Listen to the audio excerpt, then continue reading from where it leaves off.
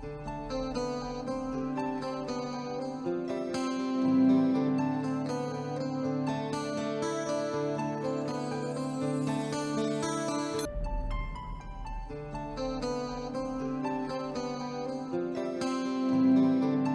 pessoal, bem-vindos ao 7º capítulo de Fator Paranormal.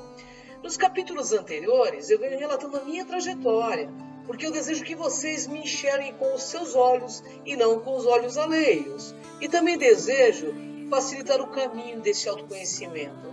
Nos programas anteriores fui dando meu testemunho, sobre acessos e experimentações que tive de clareaudiência, clarividência, acoplamentos áuricos, psicometria, entre outras percepções que fui desenvolvendo da infância até a atualidade. Mas a questão é, qual é a finalidade de tudo isso? Para fazer circo ou impressionar não é, né? Tem de haver uma finalidade maior. Pois o que eu tinha visto até então é que as pessoas, quando elas desenvolviam alguma parapercepção, elas associavam logo a alguma religião. E eu entendi logo cedo que este não era o meu caminho. E vamos entender, percepção extrasensorial todos possuem. É normal, apenas algumas pessoas desenvolvem ou não, mas hoje em dia tem até escolas que ensinam o desenvolvimento das percepções. Mas também a gente tem que atentar pelo seguinte, as pessoas acabam se prejudicando também pelo mau uso delas, comprometendo-se vidas e vidas, se emaranhando em padrões de ondas não compatíveis com a sua própria energia e assim, é lógico, podem realmente adoecer. É um atributo evolutivo para ser usado com cosmoética e com responsabilidade, porque tem a finalidade de trazer conhecimento da nossa própria divindade e obter percepção da nossa multidimensionalidade. Portanto, pessoal, usá-la como ferramenta do ego pode realmente acarretar sérios acidentes de percurso e desvios também das rotas existenciais e amarrar-nos em uma corrente kármica multissecular. E vocês sabem, como todos estamos ligados pelo princípio da inseparatividade, teremos de acertar contas, porque toda ação tem uma reação semelhante, Então, cosmicamente falando, pode nos elevar e também pode nos derrubar. É necessário que exista uma maturidade consciencial para o bom uso das parapercepções. Agora eu vou questionar vocês aí. Não seria psicose um acesso que a pessoa tenha uma outra realidade? Não seriam os doentes mentais pessoas que acessam multiversos e não conseguem lidar com essas informações?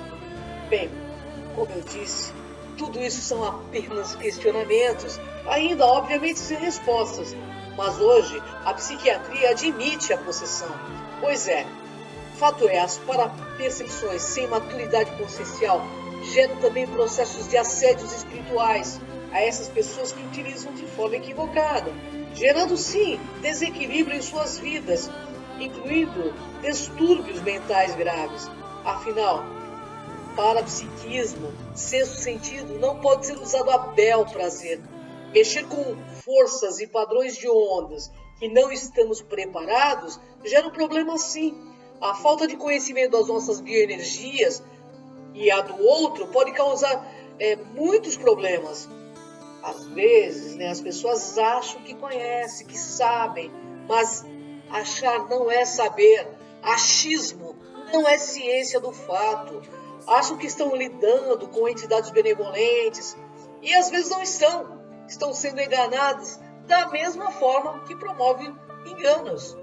O fato de alguns seres espirituais dizerem que são personalidades importantes da história já dá para notar que não o são, porque entidades evoluídas jamais usariam argumentos de poder para fascinar as pessoas. Eu cansei de ver pessoas dizerem estar falando em nome de Arcanjo Miguel, Jesus, Francisco de Assis e outras personalidades. Só que quando íamos fazer experimentos de transcomunicação, captávamos muitos seres que não correspondiam às ditas personalidades. Era uma verdadeira revelação. E esses usavam os argumentos de poder porque sabiam, que ninguém ia questionar. Quem ousaria questionar alguém que falasse em nome de tão divinas personalidades. Portanto, pessoal, nem tudo o que brilha é ouro. Muitas vezes estavam com assediadores a tiracolo, feito ouro de tolo, se achando o máximo. Mas sem perceber de imediato, estavam sendo inclusive sugados por eles, que em breve tempo os jogariam em desequilíbrios enormes. Um verdadeiro pacto infernal, como diz Jung na psicanálise, né? E tudo sabe por conta do que? Do ego. Mas tudo é pura sintonia. Pessoas de egos siderados vão atrair seres do mesmo nível, certamente. Afinal, lei metafísica número 1, semelhante atrai semelhante. Por isso, o bom não é apenas ser importante. O importante mesmo é ser bom, é fazer escolhas lúcidas. Porque a vida é eterna e a gente vai responder por tudo que fizemos aqui. Também os seres evoluídos têm uma coisa bem legal, eles trabalham sem que nós percebamos sua presença no real anonimato. Fazem por amor, por fraternismo e dispensam qualquer tipo de reconhecimento. Eles já venceram as barreiras do ego que nós levaremos anos, às vezes vidas e vidas para conseguir. Mas você vai me questionar por que eu estou falando tudo isso. O que eu vejo no meio ufológico, espiritualista, pessoas com egos exacerbados por ter contato com este ou com aquele ser.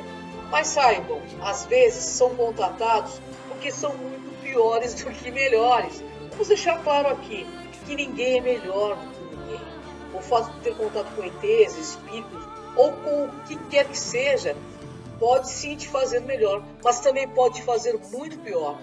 Tudo isso vem em nossa programação existencial para ver se teremos condição de obter ou não uma maturidade consciencial, até para nos relacionarmos com seres mais fraternos.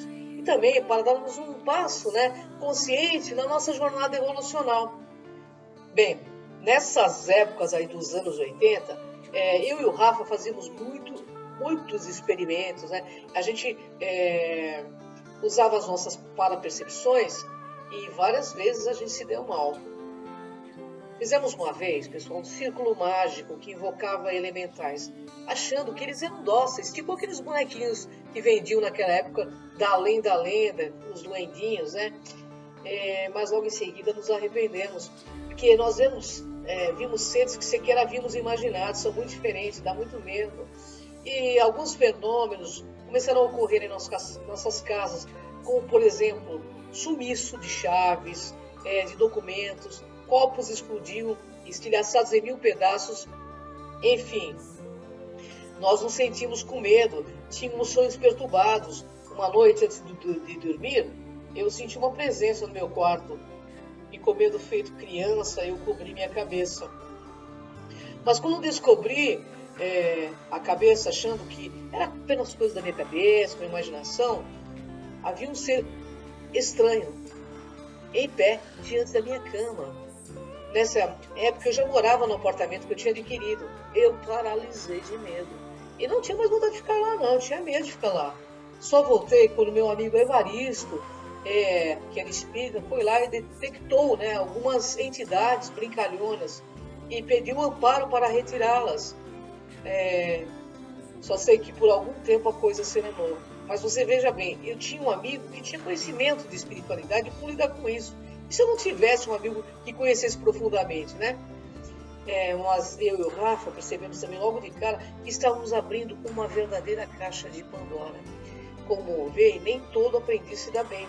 Acredito que a maioria se dá mal mesmo, porque não temos noção de que portas estamos abrindo. Somos feitos, sim, macacos que colocam a mão em cumbuca e podemos comprometer, inclusive, a nossa sanidade por conta disso.